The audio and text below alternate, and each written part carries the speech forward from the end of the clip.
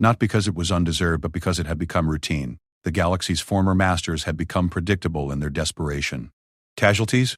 He asked. Minimal on our side, sir. 37 wounded, 5 dead. The Zephyrians lost approximately 2 million military personnel and considerably more civilians. The numbers hung in the air like a judgment. Chen had long ago stopped feeling guilt over such statistics. The Zephyrians, like the Altarians before them and the Crystalline Confederacy before that, had made their choice when they decided that humanity needed to be contained for the good of galactic civilization. 300 years ago, when humanity first developed faster-than-light travel and made contact with the Galactic Council, they had been welcomed with what seemed like open arms. The elder races, the Zephyrians with their floating crystal cities, the Altarians with their hive mind efficiency, the Voidwalkers with their mastery over dark matter, had smiled condescendingly and offered humanity a place among the civilized species of the galaxy. But it had all been a lie. Chen walked to his personal quarters, leaving Martinez to oversee the occupation protocols. His cabin was Spartan, decorated only with a few mementos from Earth and a holographic display showing the current state of the galaxy. Red dots marked human-controlled systems, and there were far more of them than there had been even 5 years ago. He activated his personal communicator and waited as the quantum entanglement protocols connected him to Earth. The face that appeared on his screen was weathered and tired, but the eyes still burned with the fierce intelligence that had made President Elena Vasquez one of humanity's greatest leaders.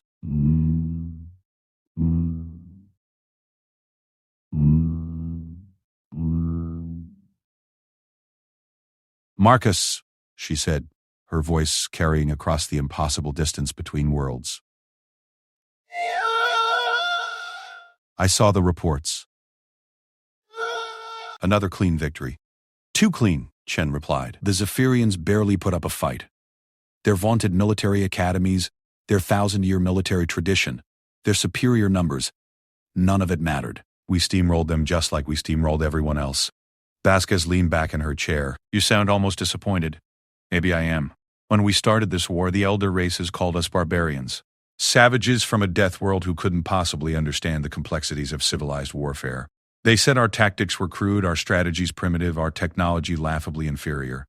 They were wrong about our technology, Vasquez observed. Chen allowed himself a bitter smile. They were wrong about everything, but mostly, they were wrong about what 300 years of their guidance had done to us. The truth was something that the Galactic Council had discovered far too late. When humanity had first joined the galactic community, they had indeed been naive. Earth's governments had been overjoyed to gain access to alien technology, alien science, alien culture. They had eagerly signed treaties that restricted human expansion to specific sectors, agreements that limited human military development, accords that placed human colonies under the protection of elder race patrol fleets. For generations, humans had chafed under these restrictions but had accepted them as the price of galactic citizenship. They had learned alien languages, studied alien philosophies, and tried desperately to prove themselves worthy of respect from beings who had been exploring the stars since before human civilization existed. But humanity had also been learning. Every restricted technology they encountered, they reverse-engineered. Every military doctrine they observed, they adapted and improved. Every weakness they identified in their alien mentors, they catalogued and filed away for future reference. The elder races, secure in their superiority, had been teaching their eventual conquerors everything they needed to know. The final straw was the Proxima incident, Chen continued, his voice growing harder. When the Altarians decided that human expansion was becoming problematic and glassed 3 of our colonies without warning. 20 million people. Elena. Men, women, children, all because we had the audacity to terraform worlds in our own designated sector without asking permission. Vasquez nodded grimly. And that's when we stopped pretending to be grateful pupils. The Proxima incident had changed everything. Humanity's response had been swift, calculated, and absolutely devastating. Within 6 months, the Altarian hierarchy had ceased to exist as a galactic power. Their homeworld had become a monument to human vengeance, its surface scoured clean by weapons that the primitive humans had somehow developed in secret. The other elder races had initially dismissed the Altarian defeat as an anomaly. The hierarchy had grown complacent, they said. Their military had become soft after centuries of peace. Surely the humans couldn't repeat such a victory against a more prepared opponent. They had been catastrophically wrong. The Crystalline Confederacy fell within 2 years. The ethereal collective lasted 18 months. The Void Walkers, despite their mastery of exotic physics and their reputation as the galaxy's greatest warriors, managed to hold out for 3 years before their last fortress world surrendered. Now, 50 years after Proxima, only a handful of Elder Race territories remained unconquered, huddled in the galaxy's far reaches, and praying that humanity's expansion would somehow stop before reaching them.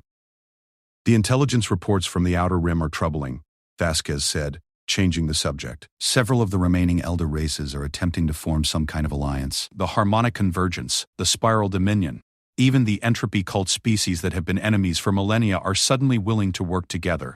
Chen wasn't surprised. Fear makes for strange bedfellows. They finally realized that we're not going to stop until every trace of the old galactic order is erased. And are we? Vasquez asked quietly. Going to stop, I mean? It was a question that haunted Chen's dreams. When humanity had first struck back against their oppressors, the goal had been simple: ensure that no alien race would ever again have the power to commit genocide against human colonies. But victories bred ambition and success bred hunger for more success. The war that had begun as justified vengeance had evolved into something far more comprehensive. I don't know, Chen admitted. Each victory makes the next one seem necessary. The Zephyrians allied with the Altarians, so they had to be defeated. The Voidwalkers provided technology to the Crystalline Confederacy, so they had to be crushed. Every species we've encountered has been complicit in the system that kept humanity in chains for 3 centuries.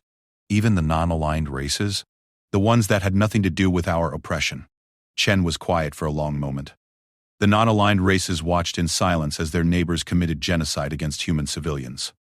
They benefited from a galactic order, built on keeping humanity weak and subservient. Their hands might not be bloody, but they're not clean either. On his holographic display, reports continued to stream in from across the galaxy. Human fleets were mopping up the last Zephyrian resistance. Construction ships were beginning to convert captured shipyards to human specifications. Colonial transports were already en route to begin settling the most habitable Zephyrian worlds. It was a pattern that had been repeated dozens of times over the past 5 decades. Humanity had become a conquest machine, efficient and relentless. They had learned well from their former masters, taking the best aspects of each alien military doctrine and combining them with human ingenuity and adaptability. But there were other lessons they had learned as well. The elder races had taught humanity that the galaxy was a place where the strong ruled the weak, where advanced civilizations had the right to dictate terms to less developed species, where might made right on a cosmic scale. Perhaps the greatest irony was that humanity had turned out to be exceptional students. "Sir," Martinez's voice crackled through the intercom. "We're receiving a transmission from the Outer Rim. It's unusual." Chen closed the connection with President Vasquez and returned to the bridge. The main view screen showed the face of a being he didn't recognize, roughly humanoid but with scaled skin and eyes that seemed to shift between different colors. "I am Speaker Zix of the Concordat of Free Worlds," the alien said, its voice translated by the ship's systems. "I come bearing a message for the human leadership." "Speak," Chen said simply. "The remaining independent civilizations of this galaxy have formed an alliance dedicated to halting human expansion. We do not do this out of hatred or desire for conquest, but out of necessity. Your species has demonstrated that it will not stop until all other sapient life bows before human dominance." Chen felt a familiar stirring in his chest. Not anger exactly, but something colder and more calculated. "Continue. We offer humanity one final chance for peace. Withdraw from all occupied territories acquired in the last 50 years. Accept permanent borders that confine human expansion to your original sectors. In return, we pledge to leave your core worlds unmolested and to establish formal diplomatic relations." The bridge fell silent except for the quiet hum of the ship's systems.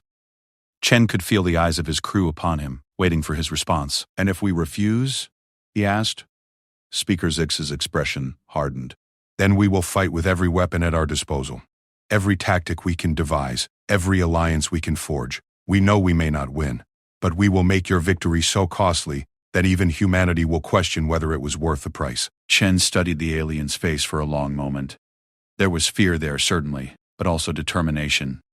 This wasn't the same kind of desperate last stand he'd seen from other species in their final moments.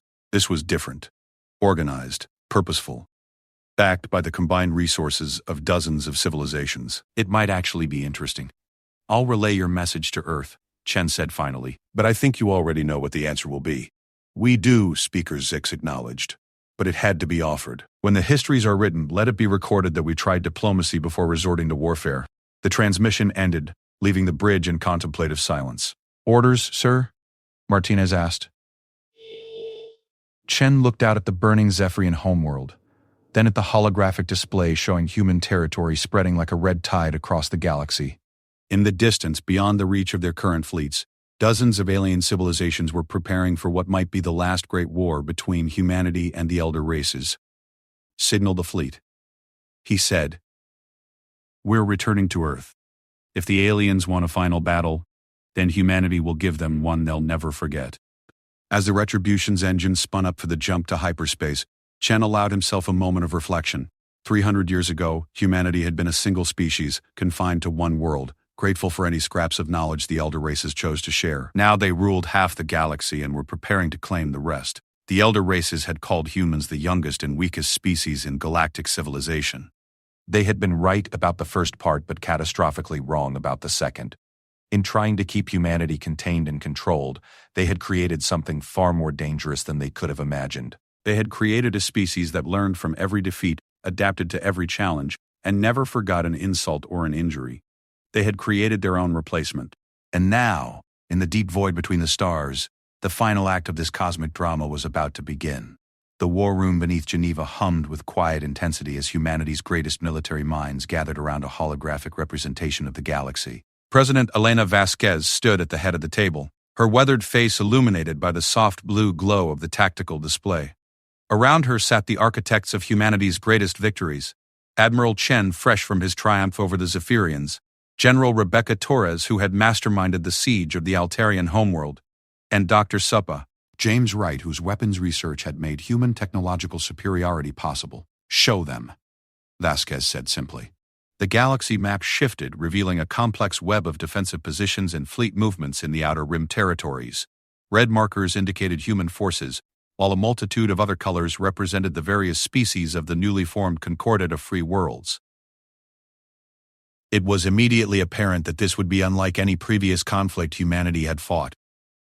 Intelligence estimates put their combined fleet strength at approximately 15,000 vessels, reported Captain Maria Santos, head of Human Intelligence Operations. "That's more than double what we faced in our largest previous engagement. More concerning is the diversity of their technology base. Unlike our previous enemies, these species haven't been fighting us individually. They've had time to study our tactics, share intelligence, and develop countermeasures." Admiral Chen leaned forward, studying the display intently. "What about their command structure? In every previous war, we've been able to exploit the rigid hierarchies and predictable decision-making processes of individual species. A multi-species alliance should be even more prone to command confusion and conflicting objectives. That's where things get interesting," Santos continued. "They appear to have learned from our previous victories. Rather than trying to maintain unified command, they've organized into specialized task forces based on each species' particular strengths. The harmonic convergence is handling long-range communications and coordination. The spiral dominion is managing logistics and supply lines. The entropy cult is developing exotic weapons designed specifically to counter our technological advantages." Dr. Wright looked up from the data pad he'd been studying. "Exotic weapons? Temporal distortion fields that can slow our reaction times. Quantum uncertainty generators that make our targeting systems unreliable. Reality anchors that prevent our ships from using certain types of faster-than-light travel. They're not trying to match our conventional capabilities. They're trying to negate them entirely." The room fell silent as the implications sank in. For 50 years, humanity's military dominance had been built on technological superiority, tactical flexibility, and the ability to adapt enemy innovations faster than the enemy could deploy them. If the Concordat had found ways to neutralize these advantages, the coming war would be far more difficult than anyone had anticipated. "There's something else," Santos added reluctantly. "Our psychological warfare division has been monitoring enemy communications. The rhetoric coming from Concordat worlds isn't the usual propaganda about defending freedom or preserving their way of life. They're talking about survival of sapient life itself. They genuinely believe that humanity represents an existential threat to all other intelligent species in the galaxy." "They're not wrong," General Torres observed dryly. "We've eliminated or absorbed every major power that existed when we first joined the galactic community. From their perspective, we probably do look like an unstoppable extinction event." President Vasquez walked slowly around the tactical display, her expression thoughtful. The question we need to ask ourselves is whether they're right to be afraid. Madam President? Admiral Chen looked confused. 50 years ago, we went to war to protect human colonies from alien aggression. That was a just cause, defending our people from genocide. But look at this display. Look at what we've become. She gestured at the red tide of human-controlled territory that now dominated the galactic map. Are we still the defenders, or have we become the aggressors? It was a question that no one in the room wanted to answer directly. The transformation of humanity from oppressed junior member to galactic hegemon had happened gradually, one justified war leading to another, one necessary conquest enabling the next. But the cumulative effect was undeniable. Dr. Wright cleared his throat. With respect, Madam President, I don't think our motivations matter to the Concordat. They see us as a threat that needs to be eliminated, and they're probably not wrong from their perspective. The question isn't whether we're morally justified in continuing our expansion, it's whether we can afford to stop. Explain, Vasquez said. Wright activated a different holographic display, this one showing economic and resource flow data. Our entire civilization is now built around expansion and conquest. We have 17 billion humans living on worlds that we took from other species. Our economy depends on the resources we extract from occupied territories. Our military-industrial complex requires constant conflict to justify its existence. Even if we wanted to stop expanding, I'm not sure we could do it without triggering massive internal upheaval. The weight of that statement settled over the room like a shroud. Humanity had become addicted to conquest, and like any addict, they would need increasingly larger fixes to maintain their civilizational high. Moreover, Wright continued, stopping now would be strategically disastrous. The Concordat isn't offering to coexist with us as equals. They want us to withdraw from 50 years of territorial gains and accept permanent containment. That's exactly the same arrangement that led to the Proxima incident. If we agree to their terms, we'll be right back where we started 3 centuries ago, except now every remaining alien species has detailed knowledge of our capabilities and weaknesses. General Torres nodded grimly. They'll spend the next century preparing for round 2, and they'll be much better prepared than they are now. Our only real choice is to finish this war decisively, while we still have the advantage of initiative and momentum. President Vasquez returned to her seat, her expression troubled. So we've become trapped by our own success. We can't stop fighting because stopping would eventually mean losing everything we've gained, but continuing to fight makes us into the very thing the galaxy fears most. Perhaps, Admiral Chen said slowly, that's not necessarily a bad thing. The room turned to stare at him. Think about it, Chen continued. For millions of years, this galaxy was ruled by species that kept less advanced civilizations in states of permanent inferiority. The Altarians had been enslaving primitive species for millennia. The Zephyrians maintained client races as little more than pets. The Voidwalkers literally fed on the life energy of younger civilizations. We didn't create this system. We just proved better at it than its original architects. That doesn't justify perpetuating it, Vasquez protested. Doesn't it? Look at the worlds we've occupied. Are the former subjects of the Altarian hierarchy worse off under human rule than they were under their previous masters? Are the client species of the Zephyrian Empire being treated more harshly now than they were before? We've abolished slavery throughout our territory. We've eliminated the ritual sacrifice and cannibalistic practices that were common under several previous regimes.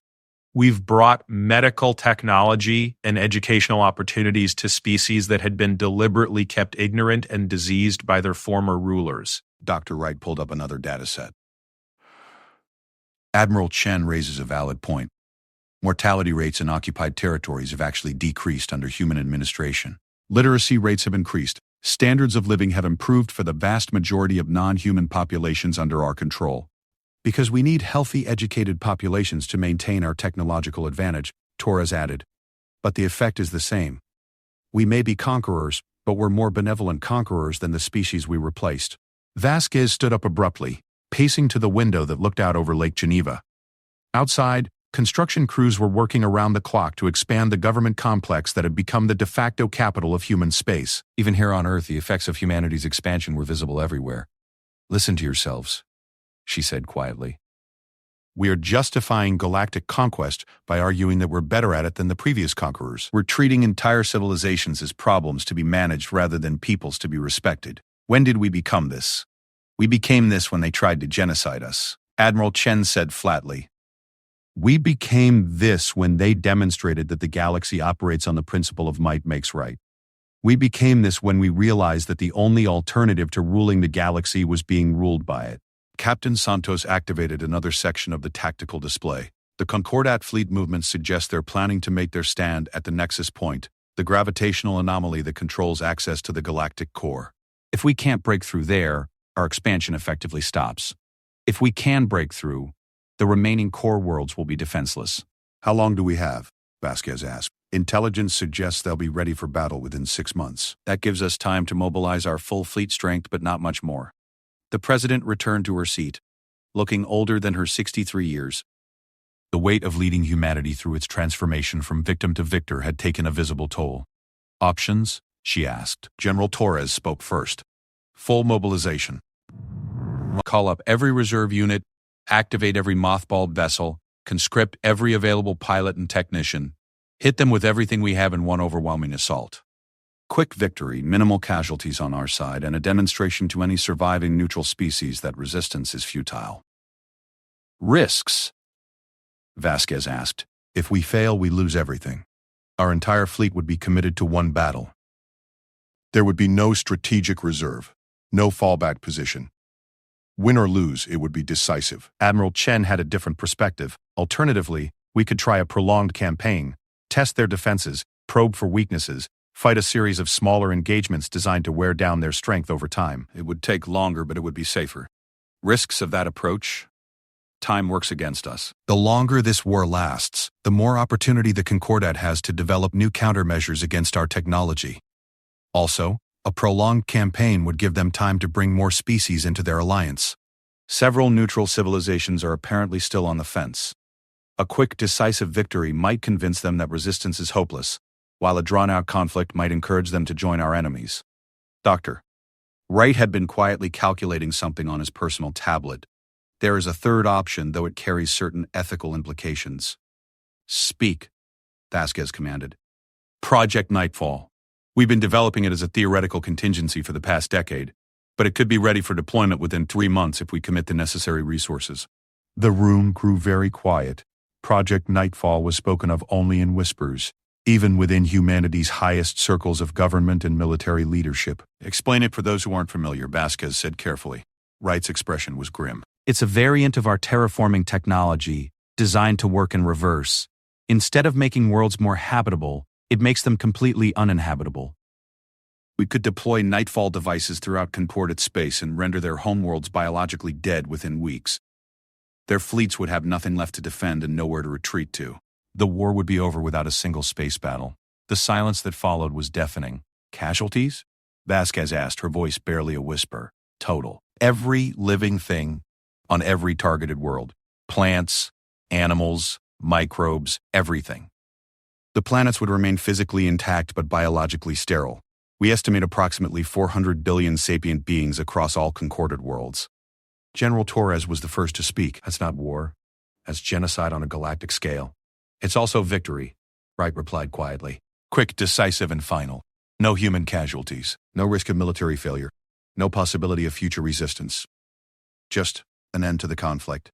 President Vasquez stared at the tactical display for a long time, watching the slow movement of fleet markers as both sides prepared for what might be the largest battle in galactic history. How did we get here? She asked rhetorically. 300 years ago, we were explorers excited about making contact with alien civilizations. Now we're sitting in a room debating whether to commit genocide against half the galaxy. We got here because the alternative was extinction, Admiral Chen replied. Every choice we've made, every war we've fought, every conquest we've achieved, all of it was necessary to ensure human survival. The galaxy taught us that only the strong survive. And we learned that lesson very well. Perhaps too well, Vasquez murmured. She looked around the room at her advisors, brilliant minds who had guided humanity through its greatest triumphs and darkest transformations. These were good people she knew who had made difficult decisions in impossible circumstances. But somewhere along the way, those difficult decisions had become easier and the impossible circumstances had become routine. I need time to think, she said finally. Admiral Chen, begin preliminary mobilization of our forces, but don't commit to any specific strategy yet. General Torres, start preparing contingency plans for both quick assault and prolonged campaign scenarios. Dr. Right, continue development of Nightfall, but do not, under any circumstances, begin deployment without my explicit authorization. Yes, Madam President, they replied in unison. As her advisors filed out of the war room, President Vasquez remained alone with the holographic galaxy. Red dots marking human territory pulsed like a heartbeat, while the multicolored markers of the Concordat forces seemed to pulse in response. Two civilizational titans preparing for a collision that would reshape the galaxy forever.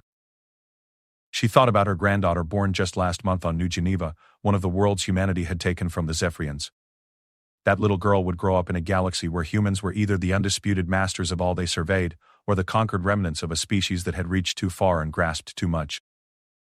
There would be no middle ground. The galaxy had taught humanity that lesson as well.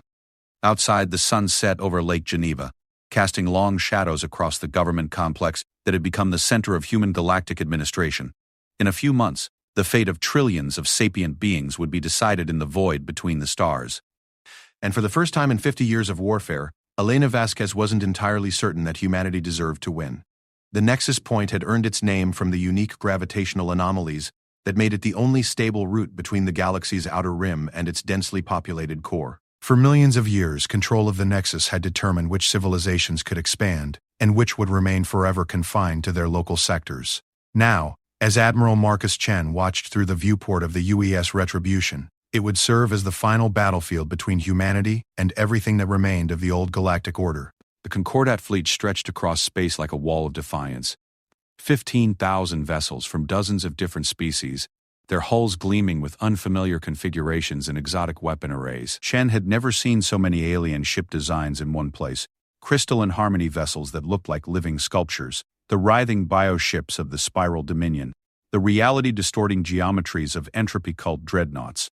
It was beautiful in its diversity and terrifying in its unified purpose. Final fleet count, Admiral, reported Commander Martinez from her position at the tactical station.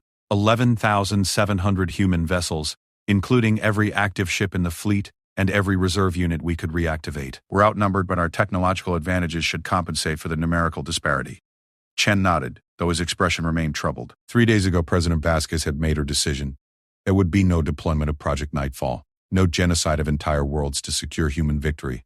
Instead, humanity would meet its enemies in honest battle, letting military prowess rather than mass extinction determine the galaxy's future. It was, Chen reflected, probably the right moral choice. But morality was a luxury that civilizations could afford only as long as they survived to practice it. Incoming transmission from the flagship, Martinez announced. It's President Vasquez herself. The main view screen flickered to life, showing the interior of the UES Dominator's bridge. President Vasquez stood at the center of the command deck, wearing the simple black uniform she had adopted for this campaign. Behind her, the controlled chaos of a flagship preparing for battle provided a dramatic backdrop. Citizens of humanity, she began, her voice carrying across every human ship in the fleet through quantum-encrypted channels. Today we face the largest military force ever assembled against us. The enemy believes that humanity has become a cancer that must be cut from the galaxy. They see us as conquerors, as destroyers, as the end of everything they hold dear. Chen glanced around his own bridge, noting the grim determination on his crew's faces. These were veterans of a dozen campaigns, men and women who had spent their careers expanding human territory and crushing alien resistance. They had long ago stopped questioning whether their cause was just, and focused instead on ensuring it was victorious. They are not entirely wrong, Vasquez continued, her honesty startling in its directness. We have conquered their worlds, displaced their governments, and remade the galaxy according to our vision. We have become the very thing that we once fought against, a dominant power that shapes the fate of others through superior force. Murmurs of confusion rippled through the Retribution's bridge crew. This was not the sort of speech they expected to hear before the most important battle in human history. But we became that thing because the alternative was extinction. We learned to rule because the only other option was to be ruled. We became conquerors because we discovered that in this galaxy, every species is either predator or prey, and we refuse to be prey. Chen found himself nodding. Whatever else could be said about humanity's transformation, it had been born from necessity rather than simple ambition. Today, the last free civilizations of this galaxy have united to stop our expansion. They fight not for conquest, but for survival. In that sense, they are us as we were 50 years ago. A desperate people facing an overwhelming enemy, determined to preserve their independence no matter the cost. The president paused, letting her words sink in across the fleet. I will not insult your intelligence by pretending that we fight for a noble cause today. We fight because we cannot stop fighting without losing everything we have gained. We fight because retreat means eventual defeat, and defeat means the end of human civilization as we know it. We fight because we have become a species that knows only how to move forward, never back. Through the viewport, Chen could see the enemy fleet beginning to move into battle formation. The diversity of their ship designs created tactical challenges that humanity had never faced before. How do you predict the behavior of weapon systems developed by dozens of different species using completely different technological approaches? But if we must fight, then let us fight with honor. The enemy sees us as monsters, and perhaps they are right. But we can choose to be monsters who show mercy to the defeated, who protect the innocent, who remember that victory without humanity is merely another form of defeat. Chen activated his own comm system, broadcasting to his ship and the squadron under his direct command. You heard the president. Today we write the final chapter of the Elder Race's galactic dominance. Make it a chapter they'll remember, even if few of them survive to tell the tale. The battle began without ceremony or dramatic speeches from either side. The Concordat fleet opened fire first, unleashing weapons that defied human understanding of physics. Reality distortion fields warped space around several human vessels, causing them to age centuries in seconds. Quantum uncertainty beams made entire squadrons flicker in and out of existence. Temporal anchor points trapped human ships in recursive time loops, forcing them to experience their destruction over and over again. But humanity had learned much in 50 years of conquest. They adapted to each new weapon system within minutes, developing countermeasures on the fly, and sharing them across the fleet through their superior communication networks.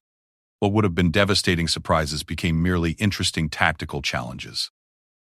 The exotic weapons are neutralized, Martinez reported, switching to conventional engagement patterns. And in conventional warfare, the outcome was never really in doubt.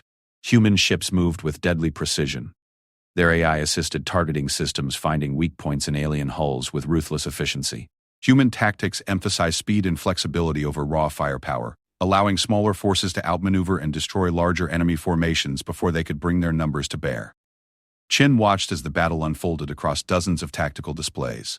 Each engagement followed the same pattern: initial alien resistance, human adaptation and counterpunch, enemy retreat or destruction.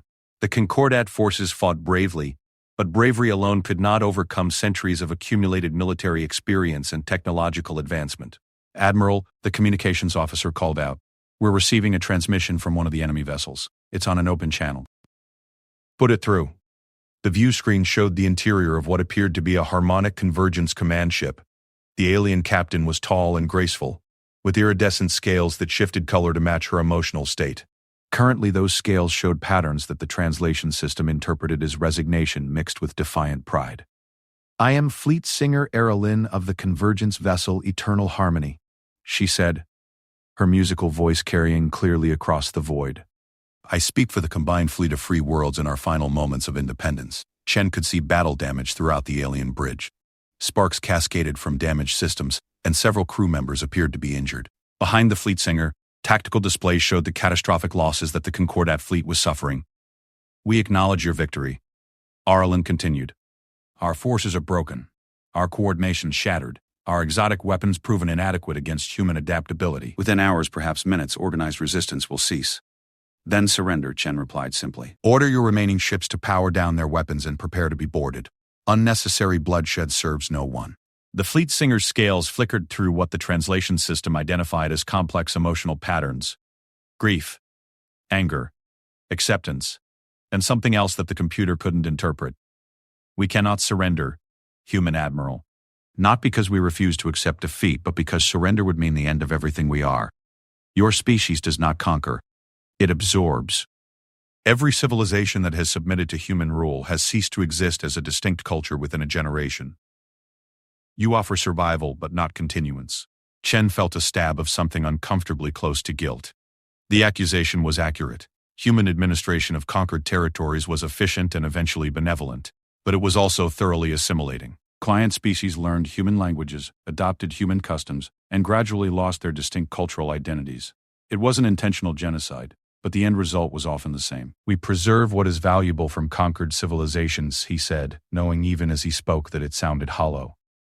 You preserve what you find useful, Arlen corrected. But usefulness is determined by human values, human needs, human perspectives. What you preserve becomes human by definition. The unique thoughts, dreams, and ways of being that made us who we are, those you cannot preserve, because you cannot understand them well enough to value them. Around the nexus point, the last acts of the battle were playing out. Entire squadrons of alien vessels disappeared under focused human fire.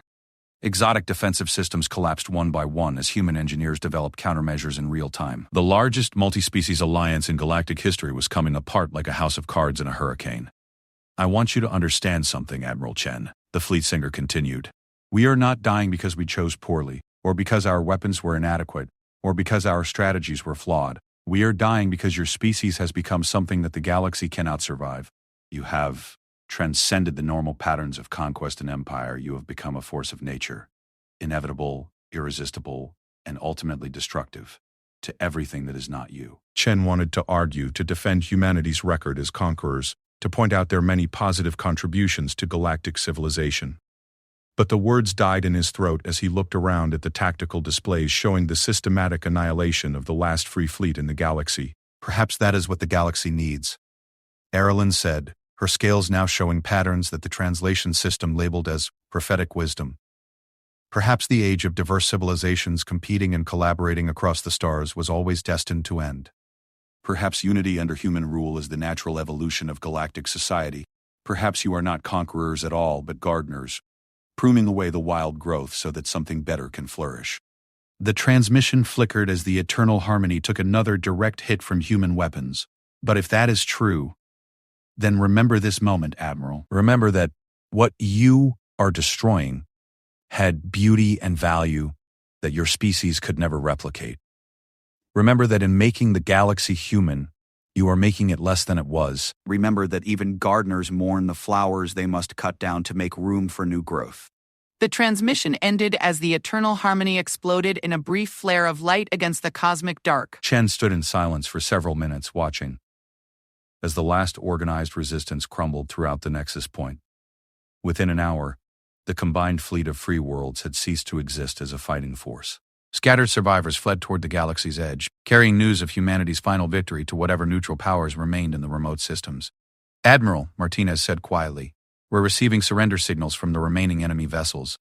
It appears the battle is over. Casualties? Chen asked. Light on our side. Fewer than 10,000 killed or wounded across the entire fleet. Enemy casualties are substantial. Chen nodded absently. Another victory, achieved with the same brutal efficiency that had characterized every human military success for the past 50 years. But for the first time, victory felt less like triumph and more like the completion of some vast impersonal process that had been set in motion long ago. Signal President Vasquez, he ordered. Tell her that the nexus point is secure and the path to the galactic core is open. Human expansion can continue unimpeded. As Martinez relayed the message, Chen looked out at the debris field that had once been the largest fleet ever assembled against humanity. Thousands of ships from dozens of species, representing millions of years of technological development and cultural evolution, reduced to scrap metal and expanding gas clouds. The galaxy belonged to humanity now, in a way that was absolute and irreversible. There would be no more great battles, no more existential threats to human civilization, no more need for the vast military machine that had carried them from Earth to galactic dominance. The age of human expansion was ending not with defeat but with total victory. But victory, Chen realized, could be just as transformative as defeat. Humanity had spent 3 centuries learning to be the strongest, the smartest, the most adaptable species in the galaxy. Now they would need to learn something much more difficult: how to be wise. Across the bridge, his crew was already beginning the process of cataloging salvageable alien technology and identifying surrendering vessels. It was routine by now, a well-practiced dance of conquest and assimilation. Within months, the last free worlds of the galactic core would be brought under human administration.